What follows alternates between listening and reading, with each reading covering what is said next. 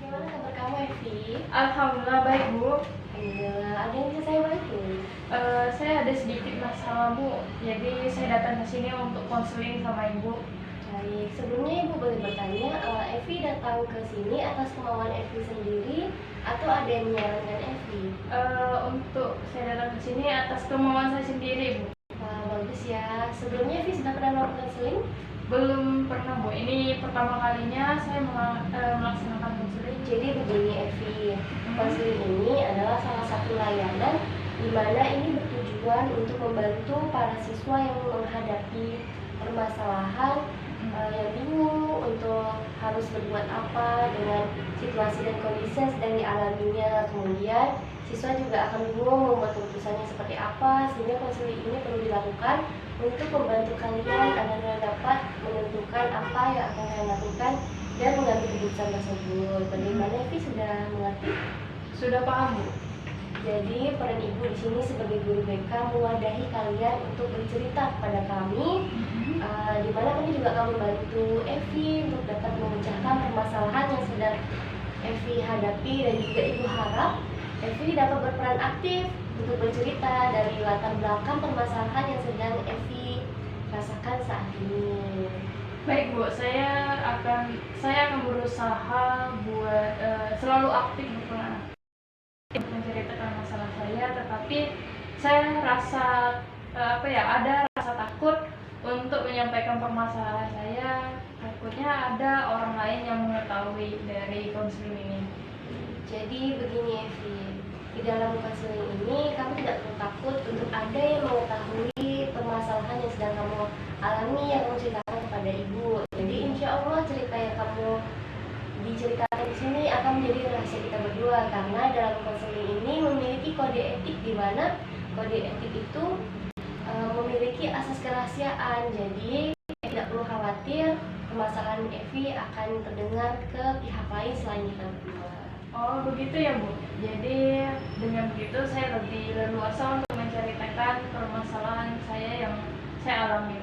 Iya, benar sekali. Jadi permasalahan seperti apa yang Evi alami sehingga membawa Evi untuk melakukan konseling? Jadi begini, Bu, saya memiliki permasalahan yang saya juga bingung bagaimana untuk mencari solusinya. Ini terkait dengan nilai ulangan saya ini menurun, dan dengan pertemanan saya juga tidak baik, Bu. Jadi seperti itu permasalahan saya, Bu. Baiklah, jadi harapan Evi setelah melakukan konseling dengan Ibu ini kira-kira apa harapannya? Jadi harapan saya nilai ulangan saya jadi lebih meningkat, Bu. Jadi ada penaikan, dan pertemanan saya juga lebih baik dari yang sebelumnya yang lagi bermasalah, Bu. Jadi saya juga perlu solusi dari permasalahan ini. Ya, jadi konseling ini memerlukan pertemuan minimal 2 kali. Nah, jadi 1 kali pertemuan itu durasinya 30 menit. Apakah Evi setuju? Iya, Bu, saya setuju. Baiklah, kita mulai konselingnya sekarang, Evi. Pertama-tama silahkan Evi menceritakan permasalahan yang sedang Evi alami sekarang. Begini, Bu, jadi permasalahan yang saya alami itu berkaitan dengan pertemanan saya. Nah, ini juga ada kaitannya dengan nilai ulangan saya yang menurun. Jika Ibu boleh tahu, pertemanan Evi itu kondisinya seperti apa? Pertemanan kami itu, saya punya 3 orang teman dekat, dan sekarang saya merasa tidak menyukai mereka. Kenapa Evi tidak menyukai mereka? Jadi begini, Bu, nilai saya rendah itu karena mereka. Saya ingin menjauh sekali dari mereka, tapi rasanya tidak mungkin, karena kami berteman itu dari awal masuk sekolah, dan takutnya nanti saya dikucilkan dari mereka. Nah, sebelumnya Ibu ingin bertanya, sebelum ulangan itu Evi sudah belajar semaksimal mungkin atau belum? Sudah, Bu, saya sudah berusaha semaksimal mungkin belajarnya, tetapi mereka ini sering mengganggu saya, Bu. Nah, jika Ibu boleh tahu keseharian kalian dalam pertemuan itu bagaimana ya? Kami itu sering berkumpul dan terus bersantai. Itu rasa saya hal-hal yang dilakukan itu tidak bermanfaat, Bu. Tidak bermanfaat itu yang seperti apa ya yang Evi maksud? Jadi ketika balik sekolah itu kami selalu keluar untuk bersantai, jalan-jalan, kadang sampai sore dan sampai maghrib itu kami baru pulang. Nah, dan kami lakukan itu hanya berjalan-jalan, santai, dan menghabiskan uang jajan kami aja, Bu. Sebelumnya itu Evi sudah pernah belum mengajak teman-teman Evi itu berbicara, menegur mereka bahwa yang kalian lakukan itu sebenarnya tidak penting? Pernah, Bu, tapi tidak ada respon dari mereka ketika saya berbicara. Malahan saya merasa dikucilkan ketika berbicara sama mereka, Bu. Jadi saya ingin sekali masih berteman dekat dengan mereka. Tadi Evi bilang tidak suka berteman dengan mereka, tapi kenapa sekarang Evi bilang Evi ingin tetap berteman dekat dengan mereka? Jadi ya sebenarnya saya tetap ingin berteman dekat dengan mereka dan ingin mengubah pola pikirnya sambil dengan saya bisa mengubah nilai ulangan saya jadi lebih meningkat. Jadi Evi harus optimis dan yakinkan pada diri Evi bahwa Evi bisa untuk mencapai apa yang Evi inginkan. Baik, Bu, saya akan berusaha semaksimal.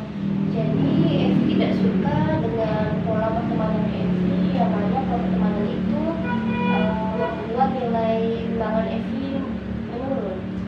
Ya, seperti itu cerita singkatnya. Jadi begini Evi, ada saat dimana kita memang tidak suka dengan pola pertemanan yang menurut kita perilaku mereka itu tidak baik. Dan sekarang saya merasa sedih sekali. Kenapa Evi merasa sedih? Karena saya ingin sekali, Bu, untuk pertemanan kami ini mengarah yang lebih positif lagi dan menjadi orang-orang itu yang lebih lagi, Bu. Apakah Evi akan merasa senang jika Evi dapat merubah perilaku dari teman-teman Evi? Ya tentu saja, Bu, karena itu sangat baik untuk pertemanan kami dan apalagi ini bakal bisa meningkatkan dari nilai ulangan saya. Dan jika kondisinya seperti ini dan masih ada permasalahan, ya bakal nilai ulangan saya bakal menurun, Bu. Apakah Evi merasa kesal jika nilai ulangan Evi menurun? Iya, Bu, saya merasa sangat bingung untuk kondisi sekarang. Apakah Evi dan teman-teman Evi itu satu kelas? Iya, Bu, kami satu kelas, makanya saya merasa sangat bingung dan perlu solusi untuk keadaan sekarang. Apakah Evi merasa kesal karena perilaku mereka sehari-hari dan juga Evi kan satu kelas sama mereka? Ya, saya sangat merasa kesal dan sedih juga, Bu, dengan kondisi sekarang. Terutama saya sangat menginginkan nilai saya itu bisa naik kembali dan pertemanan saya itu bisa lebih baik lagi dari yang sebelumnya. Evi sendiri ya, karena berbagai permasalahan yang sedang Evi hadapi sehingga menghalangi pencapaian nilai ulangan Evi yang maksimal. Iya, Bu, saya sangat merasa terbebani dan merasa selalu kepikiran terkait dengan masalah ini karena saya ingin sekali merubah lingkungan pertemanan saya itu menjadi lebih baik dan nilai saya juga bisa meningkat, Bu.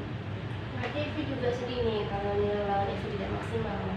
Iya, Bu, saya juga sudah mencoba menghindar dan mereka, Bu, tapi dengan begitu saya malah merasa tidak memiliki teman, Bu. Apakah Evi merasa tidak nyaman jika tidak memiliki teman?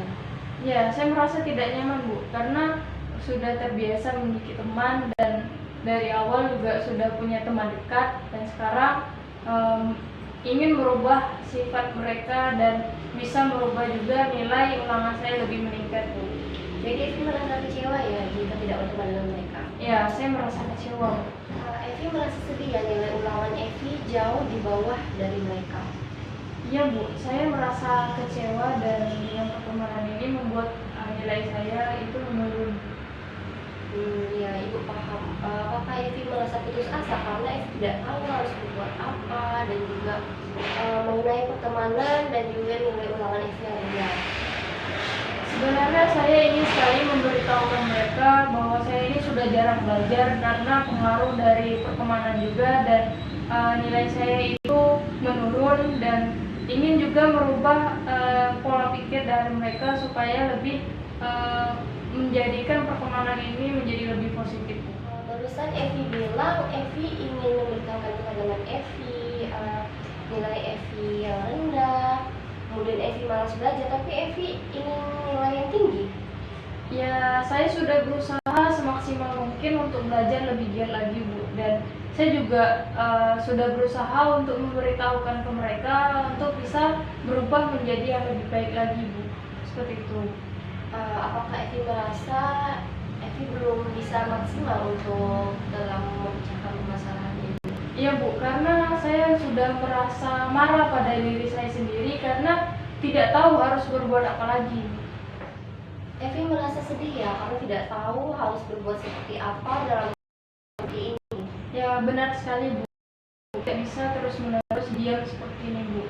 Jadi saya harus bisa melakukan sesuatu yang bisa membuat nilai itu menjadi tinggi dan pertemanan kami seperti itu. Ya benar Evi, karena Ibu yakin Evi juga ingin cepat-cepat menyelesaikan permasalahan yang sedang Evi alami.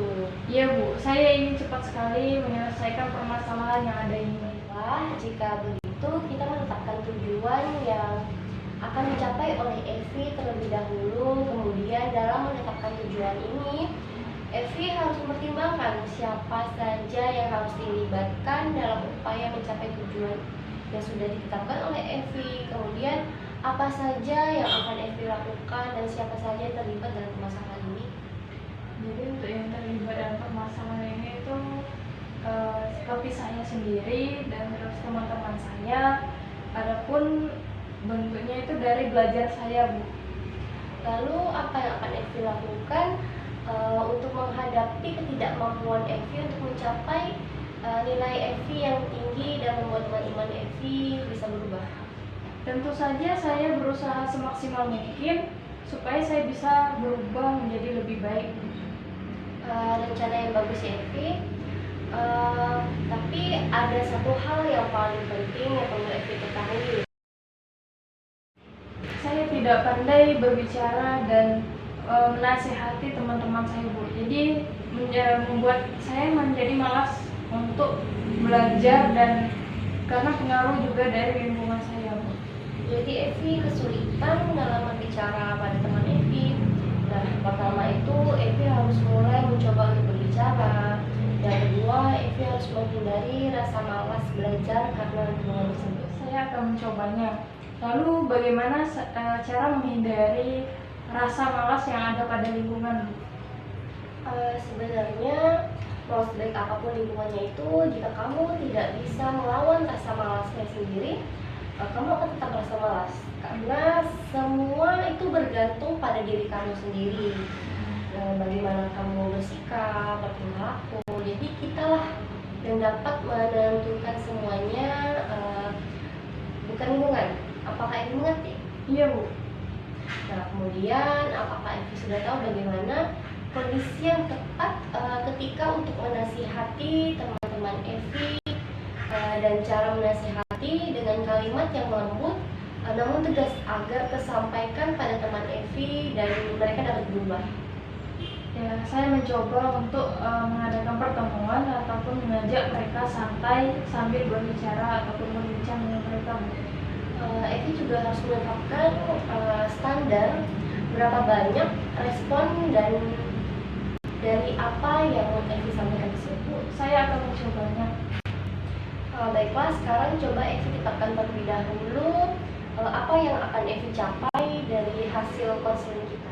Saya akan mencoba menasihati mereka dan mencoba mengubah pola pikir mereka supaya dapat melawan rasa malas saya juga dan dapat meningkatkan nilai ulangan saya lagi supaya lebih tinggi. Bagus sekali ya Evi. Evi sudah merupakan tujuan. Nah, jadi sekarang saatnya Evi menentukan kapan Evi akan memulai langkah-langkah dalam permasalahan Evi. Secepatnya, Bu, dalam waktu yang dekat ini. Baiklah, sekarang bagaimana perasaan Evi? Sekarang saya merasa sudah mulai lega dengan melakukan konseling dan ingin mendapatkan solusi dari konseling itu. Baiklah, ternyata waktu kita sudah hampir habis ya. Nah, untuk memanfaatkan waktu kita yang bisa ini, Ibu ingin Evi mengumpulkan kembali pokok-pokok hasil dari diskusi kita tadi. Saya itu harus bisa dengan lingkungan pertemanan saya. Bagaimanapun itu tergantung dari bagaimana saya saya harus menyikapinya.